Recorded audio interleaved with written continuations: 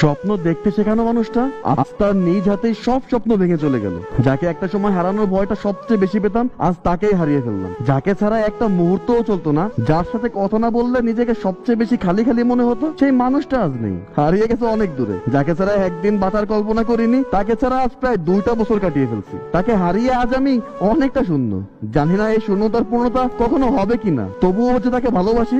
আফসোস, সেই ভালোবাসার মানুষটাই যে আমার নেই। আমাদের সম্পর্কের বয়স ছিল 2 বছর 4 মাস। পূর্বের আত্মীয় হলেও ভালোবাসা শুরু হয় ফেসবুকের মাধ্যমে। সম্পর্কে বেআইন কোন এক অনুষ্ঠানে প্রথম দেখাতেই ভালোবেসে ফেলছিলাম, কিন্তু তার সম্পর্কে কিছুই জানি না। আত্মীয় হলেও যোগাযোগের কোনো রাস্তা ছিল না, বাসাটাও ছিল অনেক দূরে, তাই কমই দেখতে যেতাম। এক সময় সে বিষয়টা লক্ষ্য করে। তার কিছুদিন পরে জানতে পারি আমার বন্ধুর জিএফ ওর বেস্ট ফ্রেন্ড। প্রায় 1 বছর পর তার সাথে কথা হয় আমার। ফেসবুকের মাধ্যমে ধীরে ধীরে দুজনেই ভালোবাসায় পড়ে যাই।